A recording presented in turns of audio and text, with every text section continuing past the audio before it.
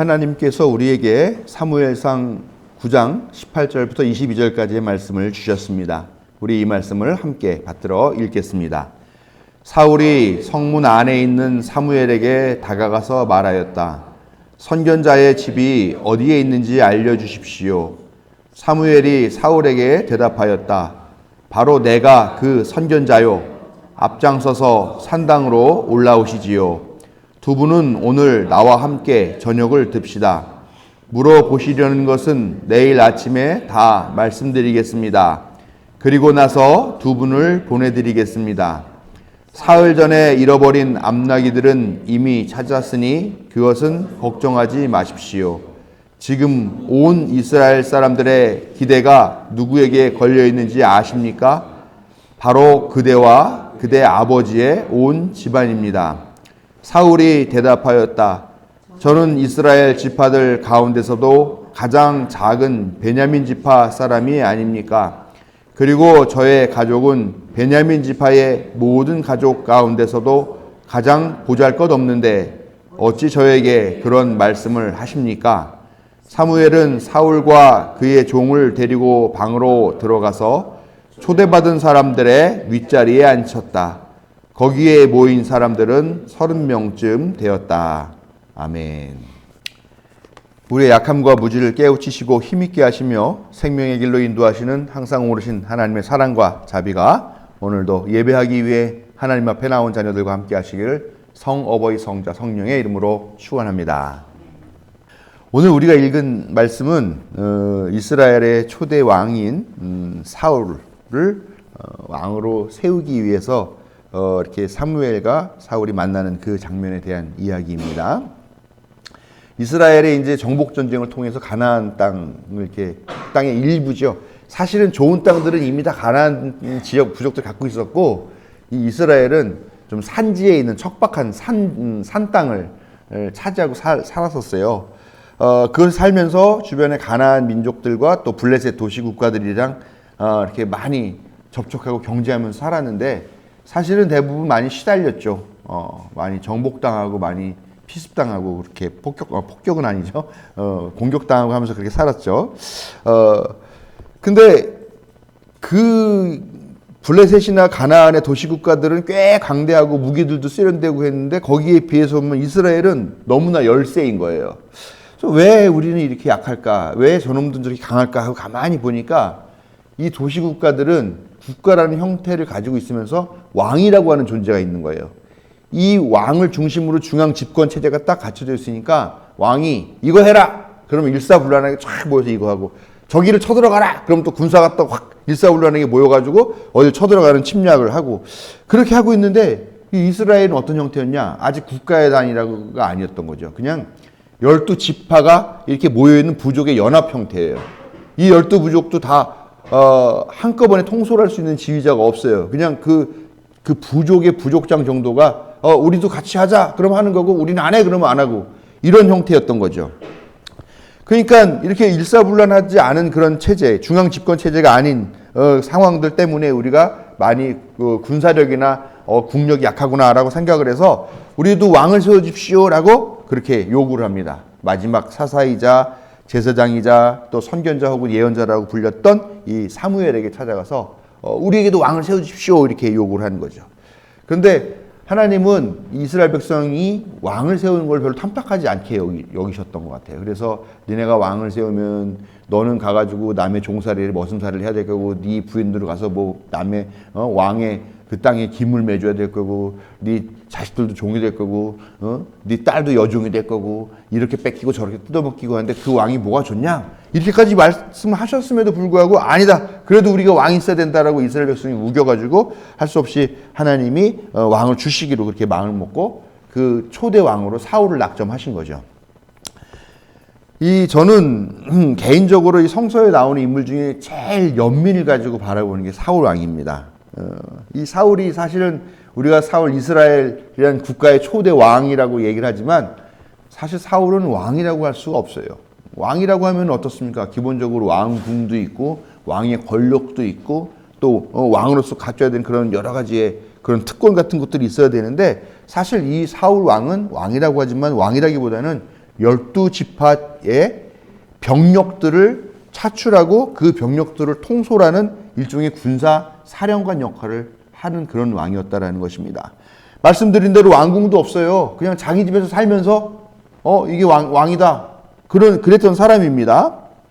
통치 권력도 없어요. 오로지 전쟁에만 관여를 했고 군사적인 부분들만 책임을 졌어요. 그러니까 그 삶이 어떻습니까? 그는 왕으로 임명된 그 순간부터 죽는 순간까지 계속 전쟁터만 떠돌면서 그렇게 살았다라는 거예요.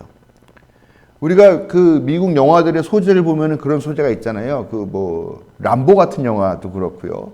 또 많은 영화들 보면은 아프간 전쟁이라든가 무슨 걸프 전쟁이라든가 그런 데 참여해가지고 활약을 했던 군인들이 귀향을 하고 왔는데 그 전쟁에서 겪었던 그런 상처들과 그런 트라우마들 때문에 힘겨워해가지고 그들이 무슨 아주 흉악 범죄자가 된다거나 또 사회에서 적응하지 못하고 하는 그런 내용들을 소재로 한 영화들을 많이 보는데 실제로 그런 일들이 많이 있다라고 합니다. 현대 전쟁에서도 그런 일이 있는 거죠. 그러니까 이 전쟁으로 겪는 트라우마라는 것이 얼마나 크고 얼마나 사람을 힘들게 하고 아프게 하는 건가 하는 걸 알 수 있는데 생각해 보세요. 사울은 왕이 된 그 순간부터 죽는 그 순간까지 계속해서 전쟁터만 떠돌고 다녔다라는 거죠.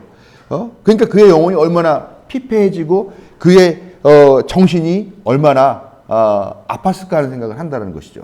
사실 다윗도 그렇게 전쟁을 많이 하고 그 주위에 있는 나라들을 다 복속시켜서 자기의 어떤 조공국가 같은 걸로 만들긴 했지만 나중에는요 다윗은 싸움터에 나가지 않았어요.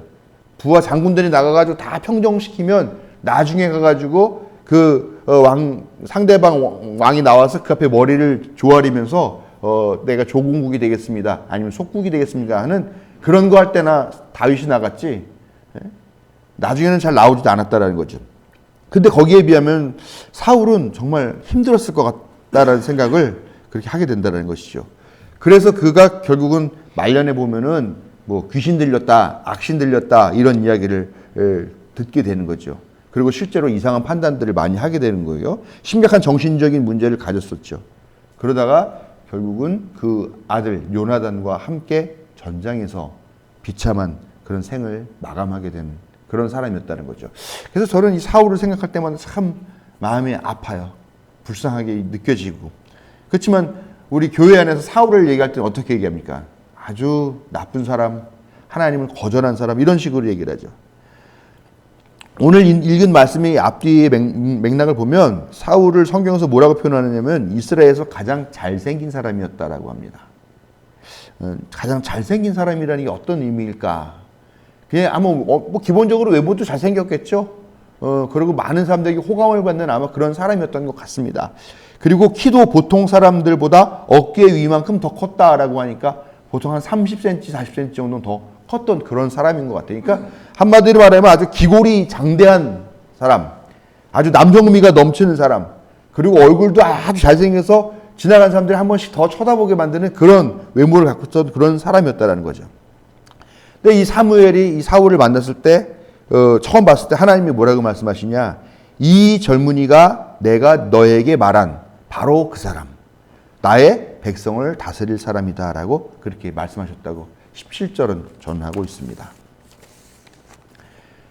사울은 그 아버지의 암낙이 몇 마리가 도망을 가서 그걸 찾으러 떠돌아다니고 있었습니다. 근데 그걸 결국 찾지 못해서 집으로 이제 가자, 못 찾겠다, 너무 오래 나와서 찾고 있으니까 아버지도 걱정하시겠다 그러면서 자기 종과 같이 나왔다가 이제 들어가려고 하는 거죠. 근데 이 종이 그러는 거예요. 우리가 마지막으로 한번 이 동네에 선견자, 예언자가 있다고 하니까 그 예언자한테 가서 우리가 갖고 있는 재산을 들여가지고 좀 점을 쳐달라고 하거나 아니면 조언을 좀 들으러 가죠. 그러니까 사울이 그러자라고 해가지고 은돈 한 입인가 그걸 가지고서 이제 이걸 예물로 드리면 되겠구나라고 하면서 찾아갔다고 합니다. 그래서 딱 만났는데 그 만나는 순간 하나님의 계획을 사무엘이 들었다고 좀 전에 말씀드렸죠. 그러니까 사무엘이 이 사울을 산당으로 데리고 올라갔다. 그래서 거기서 하루를 묵게 했다고 합니다. 당시에는 이제 공적인 예배 처소인 그런 성전이 없었기 때문에 산당에서 예배를 드렸는데 제사를 드리고 했는데 거기에서 만나서 산당으로 데리고 들어가는 거죠.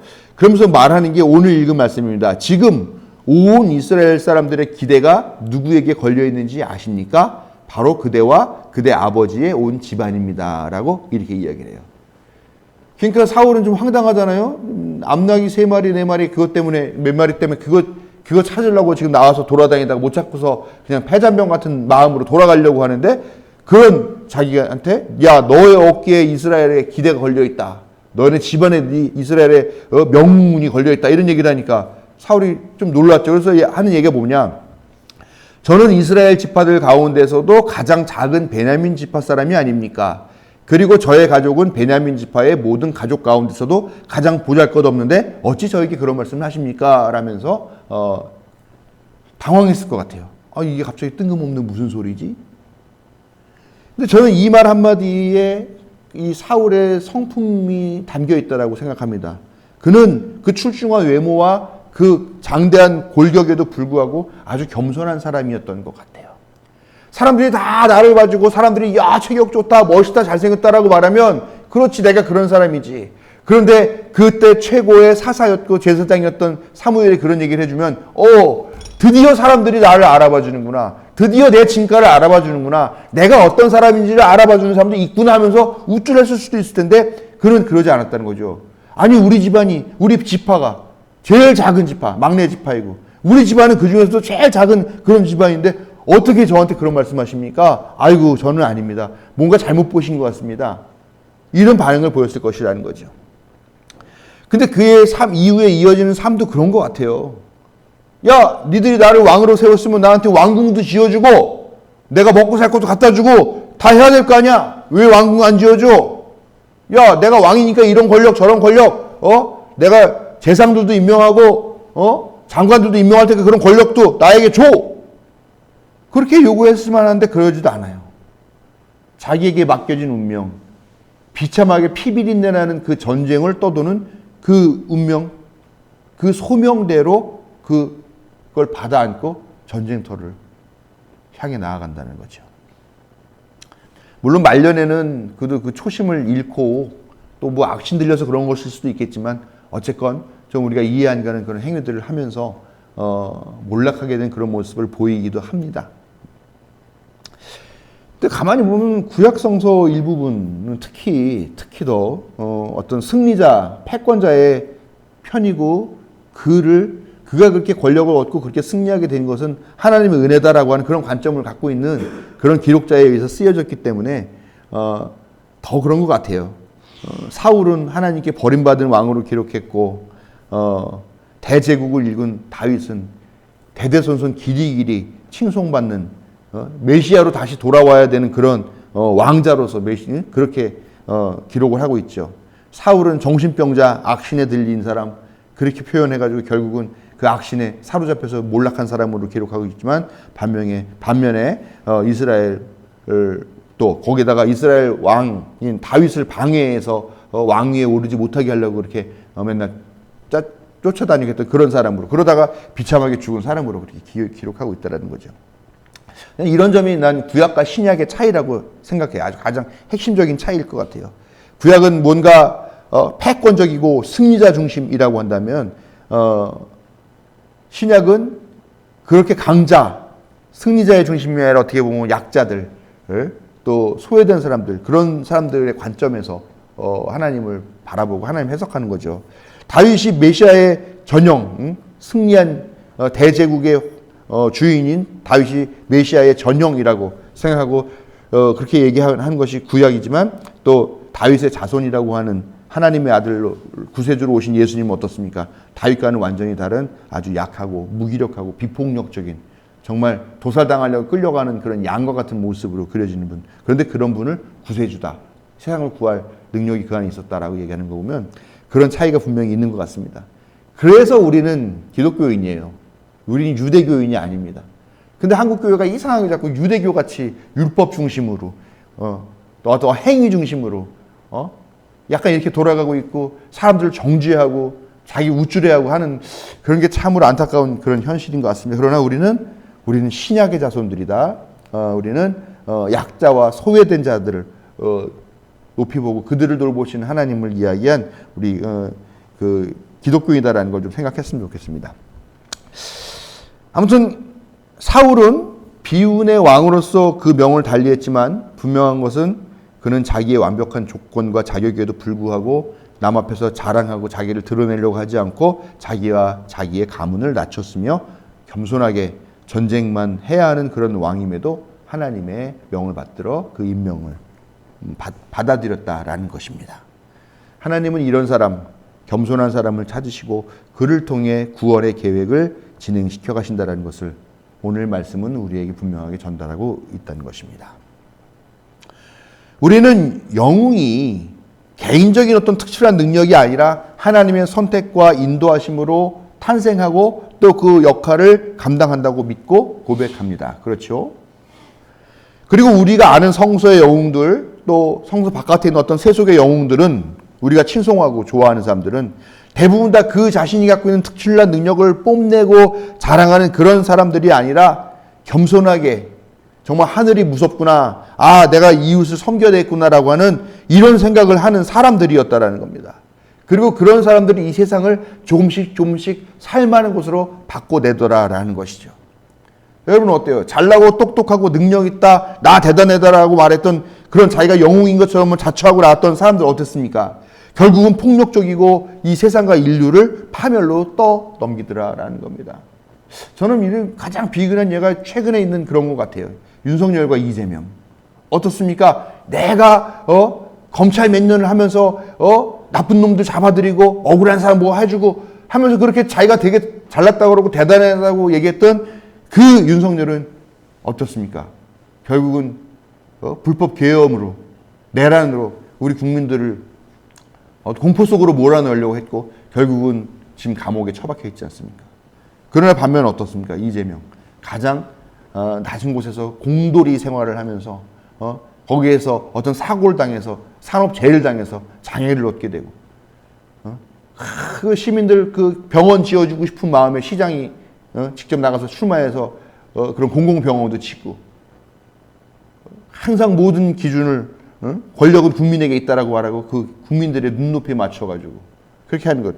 그런 사람이 지금 얼마나 잘한다고 칭찬받고 있고 이런 거를 보면 그런 것 같아요. 자기 자랑하는 사람이 아니라 겸손하게 묵묵하게 자기의 일을 하고 그 맡겨진 일들을 감당해내는 그런 사람들이 진짜 영웅이다라는 것이죠.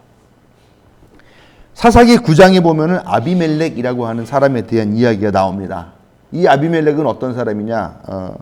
아주 그 통치자의 아들이었었어요. 그런데 건달과 불량배를 고용해서 자기 형제들을 70명을 한꺼번에 한 자리에서 죽여버립니다. 그러고 나서 자기가 그 통치자 사사의 자리에 앉게 되는 거죠. 그는 어떤 사람이었냐? 나무로 비유하면 그냥 가시나무 같은 사람이었어요. 그냥 남 찔리고 아프게 하고 그냥 그런 사람이었었는데 무화과나무나 포도나무나 올리브나무 그런 나무보다 나 가시나무가 더 훌륭하다, 더 대단하다. 너네 말 안 들으면 내 가시도 다 찔러버리고 다 불질러버릴 거야라고 그렇게 말하는 그런 교만한 사람이었다라는 것이죠. 그 사람이 결국 자기의 능력으로 통치자 자리에 앉은 것 같았지만 하나님은 그 아비멜렉을 그냥 놔두지 않으셨다는 겁니다. 그 사람이 어떤 마지막을 겪게 되냐? 성벽 위에서 한 여자가 던진 맷돌짝에 맞아서 두개골이 박살이 납니다. 근데도 안 죽어요. 그러니까 자기 그 병기를 맡고 있는 그 부하를 불러 야 일로 와 죽어가면서 내가 여기서 그냥 죽어버리면 여자가 던진 맷돌짝에 맞아 죽었다고 말해서 후대의 길이길이 비웃음거리가 될 거니까 그렇게 죽지 않게 네가 창으로 나를 찔러 죽여라. 그래가지고 그 창에 맞아서 자기 생을 마감합니다. 그게 바로 교만한 자의 말로예요. 인간의 처음으로 지은 원죄라고 하는 그 죄가 왜 지은 거냐? 선악을 알게 하는 그 나무를 따먹은 그 인간의 그 불순종이 원죄이고 첫 죄잖아요. 근데 그 나무를 왜 따먹었냐라는 거예요. 야, 너 이거 따먹으면 하나님과 똑같아져서 눈이 밝아진다. 하나님과 똑같아진다라고 하는. 야, 나도 하나님이 될 수 있구나라는 그 교만에 대한 욕망 때문에 이 원죄가 빚어졌다라는 것이죠. 즉, 교만은 원죄의 가장 큰 부분 중에 하나라고 볼 수 있는 겁니다.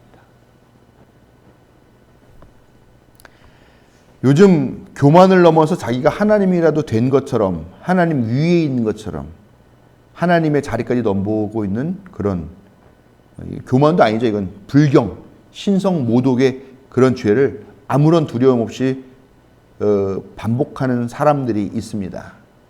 아주 우리나라에도 그런 사람이 있죠. 하나님 까불면 나한테 죽어 이렇게 말하는 놈이 있죠. 전광훈 목사를 자칭하는 이런 이단 사이비가 있습니다. 정말 이자가 지금 감옥에 갔다가 또 구속 보석을 받아가지고 나와가지고 하고 있는 행태를 보면 정말 피가 거꾸로 솟아요. 어떻게 이게 이런 나라를 정의로운 나라라고 말할 수 있을까? 그런데 최근 전광훈을 능가하는 교만자가 등장했습니다. 뭐 사실은 능가한 게 아니라 그 성향이 더했었던 것 같죠. 바로 전 세계를 경제와 에너지 충격으로 몰아넣은 미국 장로교인 트럼프이죠. 여러분 트럼프가 올렸다고 하는 그 합성 사진들 다 보셨죠? 이 사진들 다 보셨죠? 네, 너무 황당합니다. 그러면서 이거 병을 치료하는 의사의 역할이었다고. 아니 세상에 누가 이걸 보고서 의사의 역할이었다고 얘기를 합니까? 손에 빛이 나고 머리에 안수를 하고 뒤에 후광이 비치고 있고 자기가 예수라는 거죠. 자기가 하나님이라는 거죠.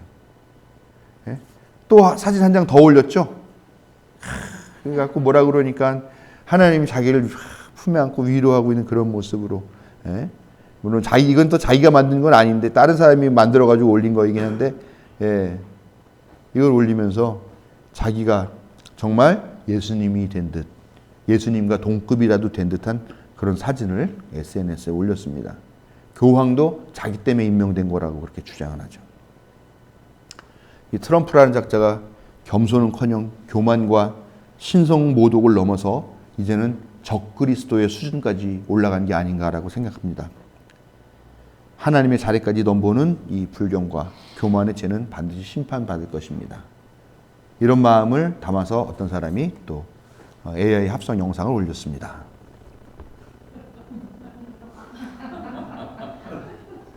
예. 이걸 보면서 얼마나 이 AI가 참 사람들 속 시원하게 해주나 하는 생각을 하는데 사실 저는 이 영상도 좀 불경하다고 생각해요. 십자가에 달려 돌아가신 예수님이 와서 이렇게 폭력적인 심판을 하시는 분으로 그리는 것도 난 또 다른 좀 불경이라고 생각을 합니다만 봤겠죠. 예. 그렇지만 그럼에도 불구하고 이렇게 자기가 적그리스도의 그 수준까지 반열까지 올라가서 자기가 예수님의 자리를 차지하려고 그러고 하나님 나라를 차지하려고 자리를 차지하려고 하는 사람은 결코 가만두지 않는다라고 하는 그런 어떤 모습을 보여줘서 우리가 다 속 시원하게 이 장면을 보는 것이 아닌가 하는 생각을 합니다. 오늘 제목에 하나님은 겸손한 사람을 찾으십니다라는 제목으로 이렇게 말씀을 전하고 있는데 솔직히 제가 이 설교를 하면서 얼마나 부끄러웠겠습니까? 제가 겸손하지 못한 것. 그래서 관계에 문제가 많은 사람이라는 걸 여러분들이 너무나 잘 알고 계실 텐데 그럼에도 불구하고 다시금 겸손을 생각합니다. 항상 겸손해야 한다고 의식적으로 생각하면서 살아야겠다라고 다시 한번 또 다짐을 합니다. 쉽지 않죠. 나이 이제 60 가까이 다 돼가지고 그 평생 살아왔던 그 성품을 바꾸는 게 쉽지는 않습니다. 그러나 겸손하지 않으면 우리가 하나님을 넘보고 하나님의 자리를 넘보고 하나님의 영광을 차지하겠다는 그런 교만에 하나둘 물들게 들고 빠지게 될 수밖에 없다라는 것이 현실이라는 거예요.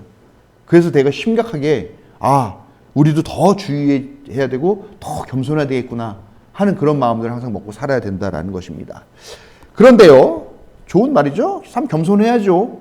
우리 모두 다 겸손한 개개인이 되어야 됩니다. 그렇지만 우리 같은 사람이 교만하다고 얼마나 교만해질 수 있겠습니까? 여러분 제가 아무리 교만해진다고 해서 감리교회 감독회장만큼 교만해지겠습니까? 대통령만큼 교만해지겠습니까? 트럼프만큼 교만해지겠습니까? 그냥 제가 교만해지면 그냥 여러분들이랑 말하다가 좀 교만한 말 몇 마디 해서 여러분들 마음 좀 상하게 하고 그냥 그 정도일 뿐이지. 그래서 여러분들 생활을 나락으로 떨어뜨리거나 여러분들이 기름값을 비싼 기름값을 내야 된다거나 그러진 않는다라고 그러는 거예요. 사실 이 교만의 문제는 권력 있는 자들의 교만이 훨씬 더 큰 문제잖아요. 왜냐하면 그들의 교만은 수많은 사람들을 도탄에 빠지게도 할 수 있기 때문이라는 것이죠. 그래서 요즘 성서를 보면 볼수록 느끼는 게 뭐냐면 우리는 다 성경 보면서 아이고 내가 죄인이다, 내가 잘못했다, 내가 잘해야지 이렇게 하면서 개인적인 신앙의 차원으로 생각을 하는데 그게 아닌 것 같다라는 거예요. 이 성서를 보면 볼수록 개인의 어떤 그런 것도 문제이긴 하겠습니다만 그것보다는 한 사회의 문제, 한 공동체의 문제, 아니면 세계의 문제, 인류 전체의 문제다라는 생각을 해요. 하나님이 주시는 교훈은 개인적인 반성을 얘기하는 것이기도 하지만 어떻게 보면 더 큰 공동체, 세계라고 하는 그 사회의 문제를 심각하게 지적하고 있는 것은 아닌가. 그런 생각을 많이 하게 된다는 것입니다. 그럼에도 불구하고 또 우리가 이런 미미한 한 개인으로서 이런 사회를 도탄에 빠뜨리는 이런 자들의 이런 교만과 불경을 어찌해야 될까? 사실 마땅하게 할 수 있는 것은 없습니다.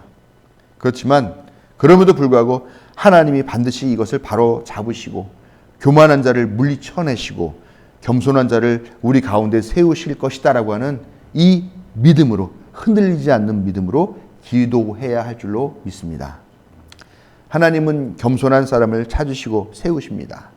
우리도 물론 겸손한 사람이 되어야 합니다. 그러나 더 나아가서 겸손한 일꾼을 지지하고 또 교만한 자들을 비판할 수 있는 그런 마음을 가져야 할 줄로 믿습니다. 그러면 하나님께서 우리를 평화로운 나라로 초대해 주시고 또 하나님 나라를 우리 안에 세워줄 줄로 믿습니다. 하나님의 사랑과 자비가 우리 모두와 함께 하시기를 축원합니다.